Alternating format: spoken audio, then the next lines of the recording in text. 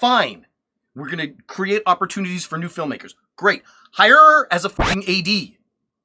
Hire her as a second unit. Let her learn the industry. And after 10 years of being behind the scenes, now she's ready to take the helm for herself.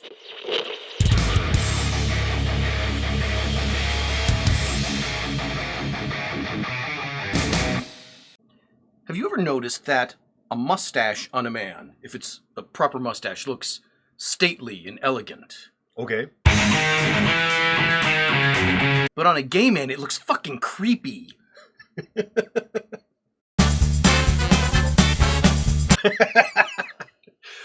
Welcome to Two Gaming Dudes. Oh my god, the Marvels. Man. All right, yes, we did it. Click subscribe, please. Do it right now. We weren't even going to watch this.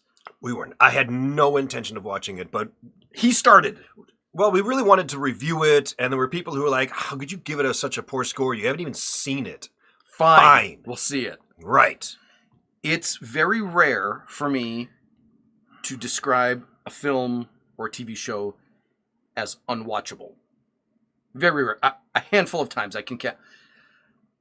I finished and I thought to myself, this isn't the worst Marvel movie I've ever seen. That still belongs to the Eternals, because the Eternals was unwatchable. Yeah, that was pretty bad. This was awful close to unwatchable. Awfully close to unwatchable. When I saw Thor: Love and Thunder, I was angry.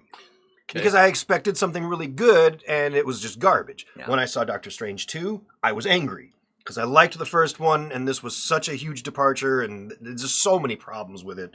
So I was angry. I was not angry with this.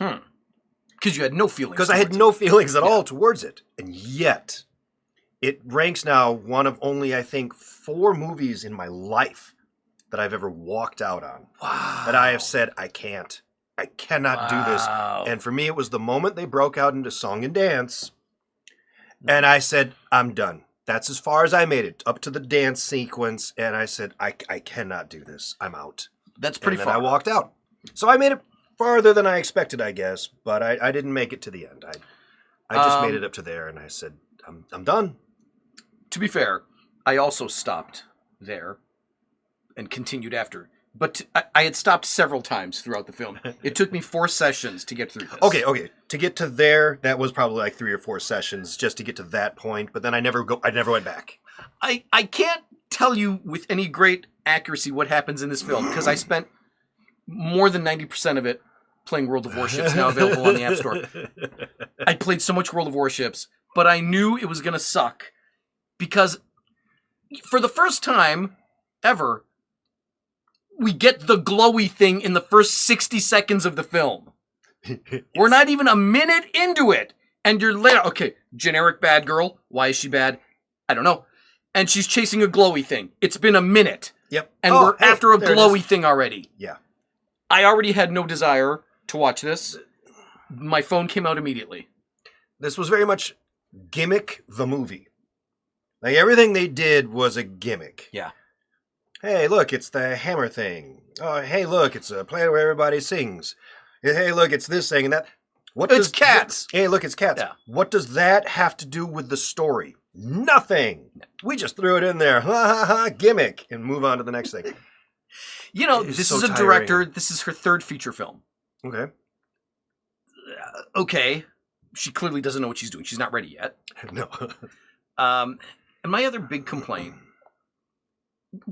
kind of borders on you. It was just a bunch of stuff that's just thrown in there for no reason. There's a lot of that. Why are you just doing... all gimmicky, you know? I mean, she hates Captain Marvel because she fucked up her planet. Yep. And she needs this hammer and these 2 glowy things to fix it. Yes. All of this could have been a 5-minute movie. It could have been the evil girl going to Kamala and saying, hey, you don't know me, my planet was destroyed, and there's a way that we can rescue these billions of innocent people. Could I just borrow your other bracelet for like an hour? I promise I'll bring it right back. Here's my magic hammer as collateral to prove that I'm coming back. And Kamala, oh my god, please save these innocent people. And she saves the sun, and end of movie. Well, the stupid sun thing. So the planet had a civil war. Yep. And also the planet's sun is dying. Because of the civil war? What did that have to do with that? Well, How are these things connected? Because she killed the... It's a gimmick. Well, no. Miss Marvel killed the unit, the supercomputer. She that killed the runs it all. supercomputer. Was the supercomputer powering the sun? I don't know. Nobody knows. But why did they have to come to Earth and take ours? When I looked it up, there are literally 60 billion G-type yellow dwarf stars in the universe. Oh. Why did they have to come to the one that's the most heavily protected? I don't know. Of all the 60 billion yellow dwarf stars, you had to come get this one? Yes. And then, of course, it ends with Captain Marvel being like, well, I could just fly in there and restart it. It's not a big deal. It's so dumb. It's so dumb. It's so bad. You were pointing out in Love and Thunder, what the fuck was it? The Hiroshima hot ramen. Or they took the Thanos snap and made jokes out of it. Yes, yeah. The Thanos cones, the gauntlet ice cream. Yeah. They were making jokes out of these fucking things. Yes. There was dumb shit like that going on left and right. Where you just threw these things in and there was no thought into it. Right. You just threw stuff in. We show up at Kamala's house and we have a fight with these space aliens. Hey, thanks, we're a low-income immigrant family. Thanks for putting a hole through our fucking roof. Oh, don't worry about it. We're going to take you up on our space station. What? Why? Why are you doing that? I don't know. It seemed like a good idea. It just, none of it makes any sense at all. At all. I pointed out that I thought this was, definitely one of the worst entries into the whole thing.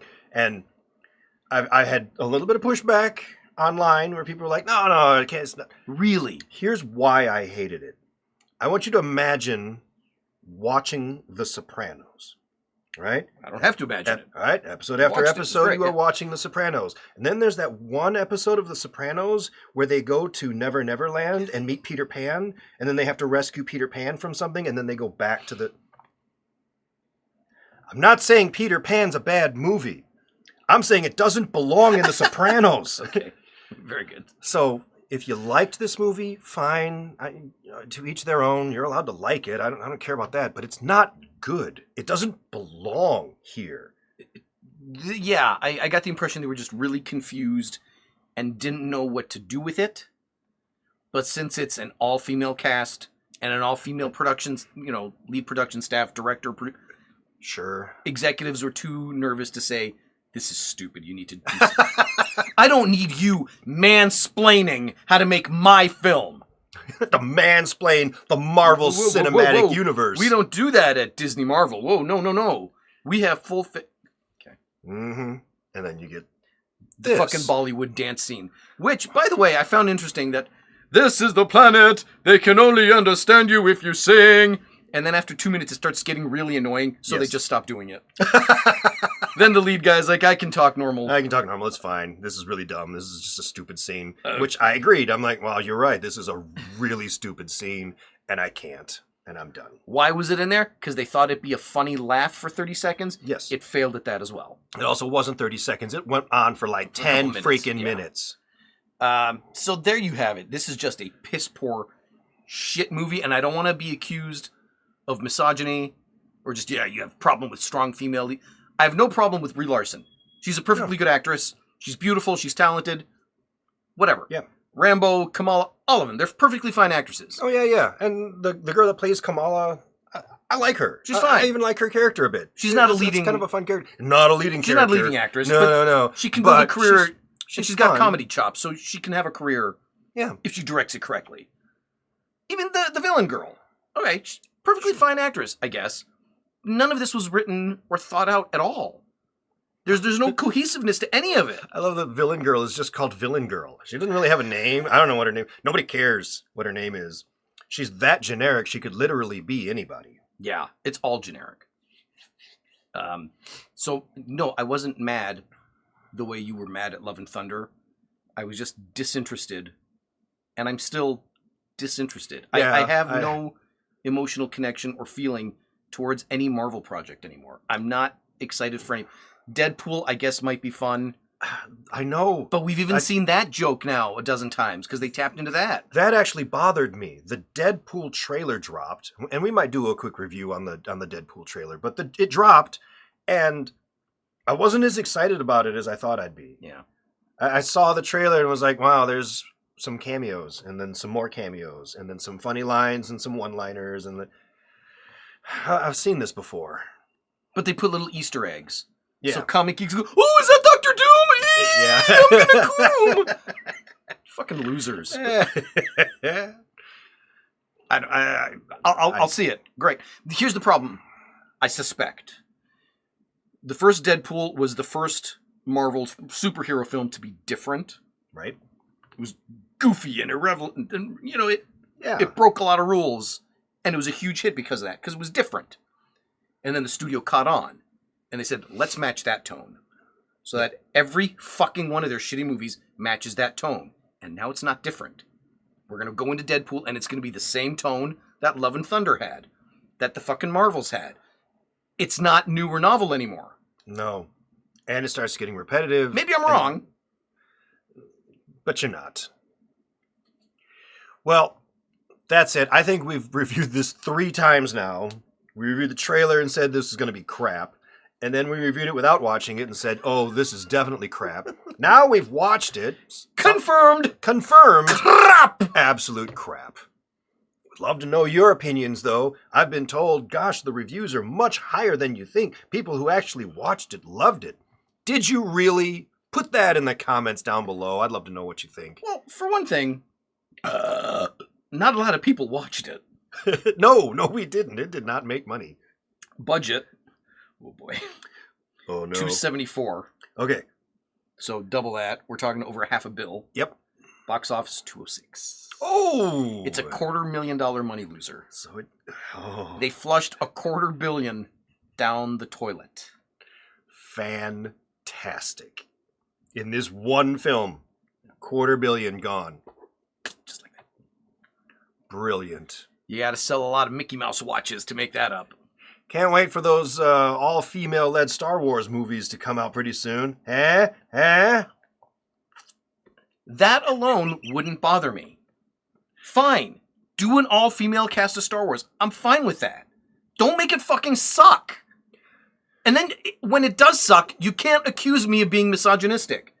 Your movie sucked. It had nothing to do with your female cast. No, it has to do with... That is a cop-out. Your fucking movie sucked. I don't care the gender of your actors. No, but it does have to do with the idea of, we're going to put together an all-female cast in this all-female-led movie, so we have to make sure that it's run by an all-female showrunner and director and all, but we don't have anybody that has a lot of experience. We'll grab these documentary makers and people who have no experience. It's with good intentions. It is, legit, with good intentions. We need more women and minorities represented in this media. Fine. We're going to create opportunities for new filmmakers. Great. Hire her as a fucking AD. Hire her as a second unit. Let her learn the industry. And after 10 years of being behind the scenes, now she's ready to take the helm for herself. Don't just pull some recent college grad in her degree in women's studies and throw her at the helm of this fucking $250,000 movie.